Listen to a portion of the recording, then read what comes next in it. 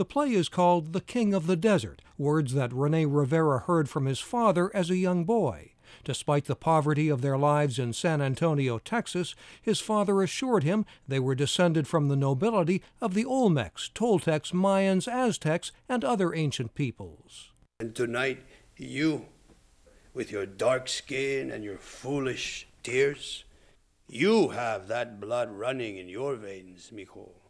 Your ancestors were the kings and the queens of the desert.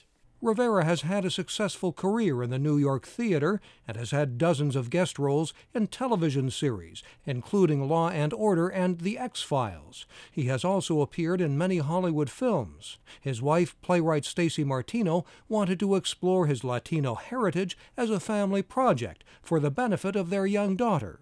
Rene really identifies as an American. And I kept saying, but you're a Mexican American. I want to understand the Mexican part. So I sat down and I researched a lot about the stories and the legacy of the Mexican culture. And from that, I decided to really write my version of Rene's personal mythology. The story, part family legend and part history, begins in the Latino barrio or ghetto of San Antonio. Rivera says strong family bonds and a shared Catholic faith help people cope with economic hardship. Yet he says the community was rich in relationships and culture. There's a very poetic beauty in that sort of urban kind of war zone Americana that is not really known, not really talked about, not really seen, and yet it is a part of the spine of America. But he says there was too much alcohol and too little communication, and sometimes violence erupted, as Rivera recalls at one point in the play. And with that, we hear fireworks. We're thrilled until we realize that it's still daylight and that the fireworks are in actuality gunfire. The gangs in our barrio are awake. I lie on the ground covering my head. Rivera would find a way out of the barrio through school and theater. After studying at a Catholic university in San Antonio, he was accepted to the Juilliard School, the nation's leading training center for the performing arts. That fall, I moved to New York. Got there on a Greyhound bus and started living in New York and started going to school. And it was an amazing shock and eye-opening experience. So it was like going to a different planet. It was beautiful. It was an amazing, frightening and yet just invigorating experience. The play is being staged at a small historic venue called the El Centro Theater in Hollywood.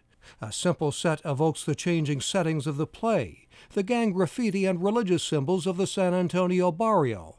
A simple painted skyline suggests the excitement of New York. Through changing tones and gestures, Rivera evokes more than a dozen characters, including members of his family, as he recounts the tale of a boy in an immigrant neighborhood living at the juncture of two countries and two cultures. I looked at the torn and tattered Mexican flag flapping in our neighbor's yard, and I remembered another story about our coat of arms had been inspired by an Aztec legend claiming our nomadic tribe should wander around the desert in search of the perfect spot to build our capital. We were to expect a sign. Director Valentino Ferriera says the play has evolved as the actor recalled more events that helped to shape his life. He says the onstage performance is a three-way collaboration among playwright, performer, and director. And I think even as the play evolves, the play that we see on Wednesday night will not be the play that we see at the end of June.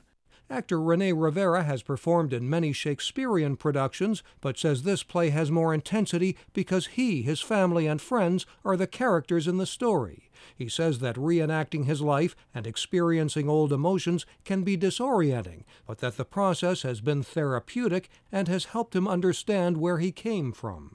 Mike O'Sullivan, VOA News, Los Angeles.